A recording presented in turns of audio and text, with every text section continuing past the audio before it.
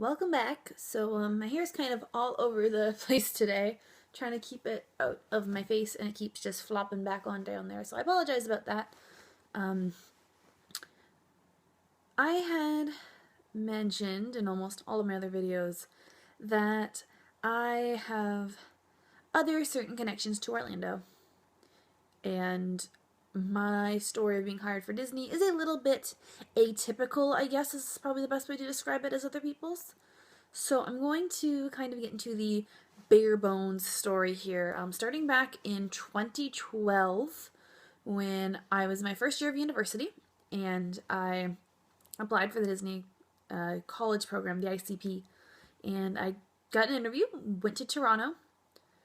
I didn't get the job. Following that, I ended up dropping out of school. It was unrelated to Disney, mind you, but university wasn't my path, and I actually spent way too much time there. Disney was the thing that was keeping me there. That was, oh, if I get this, I need to be enrolled full time, and it wasn't where I was supposed to be. So I dropped out, and then the following year I enrolled in a private institutional college where I took a travel and hospitality course. Following that, I had a job offer. Well, I applied, obviously, through Yummy Jobs, who, if you're from the UK or one of the other countries that they recruit for Disney, you know who I'm talking about. Yummy Jobs had a program similar to kind of the Disney College program, but I was working at the Universal hotels for the summer. And I really had no career path or objective goal after I had finished college, so I applied, I got it, and I ended up working at Starbucks at Cabana Bay. It was great. It was my first time really living in Orlando, but that was kind of more like a permanent working vacation because I was there for, I think it was 3.5 months, and I still very much felt like a tourist. Like, my job was in Orlando, but I was living in a hotel room with 2 other girls, and everybody just wanted to do touristy things all the time, which is fine. I love doing touristy things, but I don't really count that as my first time living there. But following that, I went home, got a job as a front desk agent at a hotel, and I was then sent an email from Yummy Jobs saying that they were offering a new program where you could apply if you were currently or had graduated from a hospitality degree program to work at one of the hotels at Universal for a full 12 months. So I applied, got that, and I worked at the Lowe's Portofino Bay Hotel. That was the start of my first time really living in Orlando and working there. It's where I met a lot of my friends, and it's where I kind of found my footing and kind of what I wanted to do career-wise. I loved Portofino. I loved working there. And then while I was there, during my time at Portofino, there were some more smaller things that happened. So I started there in July, and that August was my first time seeing Beetlejuice's Graveyard Review. And the first showing I went to actually got rained out. It was during the last number, but I didn't realize that because it was my first time seeing it, right?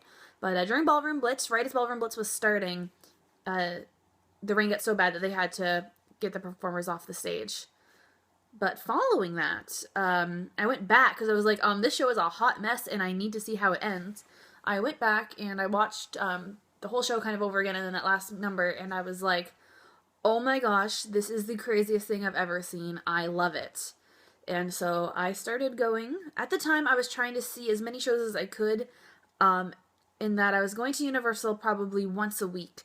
I would have 2 days off a week, and I would spend one of those days at Universal just watching the Beetlejuice show as much as possible.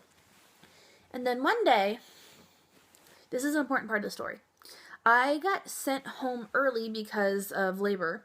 They didn't need me the full 8 hours, and I had already hit overtime, so they wanted to kind of get as less labor in as possible. They sent me home early, and since I was sent home early and I was going to be off the next day anyway, I kind of just changed into my clothes and went over to Universal. I wasn't planning on it. Ended up going to the Beetlejuice show. At the same time, a friend of mine, who wasn't my friend yet, also went to Universal on a limb. I think she said she was planning on going to Disney that day. Anyway, we both ended up there. And the show was canceled but they were doing a meet and greet with some of the characters from the show. And since I was obsessed with it, I was like, yes, please. So I go in line, and I'm standing there, and I'm waiting. And the girl in front of me is chit-chatting with just kind of the people around her, and I just start chit-chatting and join the conversation. And I can't remember which of us said first. They're like, oh, I see the show as often as I can. We were like, oh, haha, me too. And they're like, yeah, I live here, and I try to see it, like, at least this many times a week. And I was like, oh, me too. And so then we just got, like, chatting about that, and we got our pictures taken. And following that, she had turned to me and she was like, hey, well, if you're going to come see the show later anyway, do you want to just hang out and then we can watch the 540 show together? And I was like, lit. Okay, that sounds like fun. Let's go ride Men in Black or something, which we did. We rode Men in Black in Gringotts. And for those of you who know me personally, that was Lori. That was the story of how Lori and I met. And neither of us were planning on going that day. So if Lori and I both hadn't randomly ended up going to Universal that day, we would have never met. So that's a good story. I like telling it. Following that, just because I met Lori and Lori and I got into the habit of, oh, well, I'm going to the show on this day, and since you're working, I'm going to send you pictures and videos. And so we both just started going more often to the point that we were both going every day. Except for sometimes on Halloween Horror Nights, because there's only 3 shows and we'd be working in the mornings. But no, we were going every day. And then in January, the show closed. It was a really, really kind of, like, I know a lot of people remember that day as it being sad and everything. And I definitely, like, obviously there's a lot of, like, really negative emotions and that everybody was really sad to see this thing we all loved go.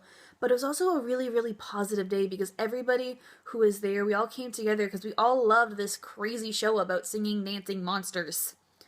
And I remember that day a lot. It's actually one of my better memories from when I worked in Orlando because, again, just everyone was there and everybody was really, really supportive. And even though the show is gone, it's still, a lot of those people I still consider like my Orlando family to me. And I met them through that show, which is, it holds a significance for me other than, oh, I really liked this show. It was more than just an attraction I liked. Following that, the show closed, and then a week later, Beetlejuice was out meeting people on the streets. And it was through that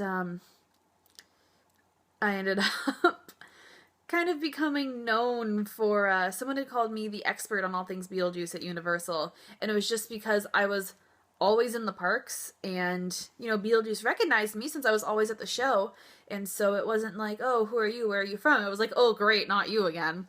And eventually, at one point, I proposed to Beetlejuice with the whole, I'm from Canada, and I need to marry a U.S. citizen, you're in the afterlife, and you need to marry a human, like, this could be a beneficial union, and that just got way out of hand, and I love it. It's honestly one of my favorite character experiences ever, just because I was going to say it was continuously ongoing, but even when I went back on vacation in January, February, it continued. So I'm going to say it is still ongoing.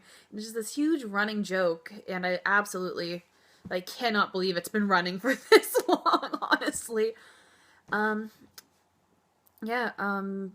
In February, I believe it was, Lori also got hired at Universal, so that was an important kind of milestone.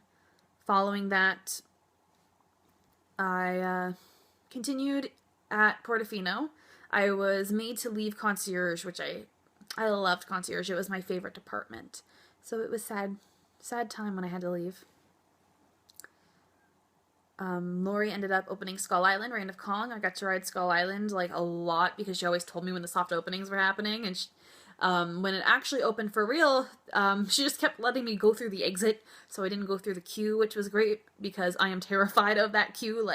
I almost had a panic attack terrified of that queue. So I'm just trying to think what else there is other than in August I left. My program ended in July, and then I left in August. And I've been trying to get back to Orlando ever since. And then I actually applied on a whim too. That's the other thing I need to talk about. So I came home. I get a job initially at Starbucks, and then I left to go be the guest service manager of the Delta. And the whole plan was to get 3 years of management experience and then go to Orlando full-time on NAFTA. But I applied to the Disney program on a whim, and with everything going on with U.S. politics, I didn't know if waiting 3 years was going to be worth it, because what happens if in a few years the Trump administration decides that NAFTA isn't something they want to continue? So I applied, and I got hired for the Disney program, and I'm going back to Orlando. I'm going to go work at Disney for the first time. I'm really, really excited about it. I guess that's it. I just kind of wanted to talk about that a little bit because I got kind of hinting at it. And again, that is the very, very bare bones story. But I appreciate everyone listening to it.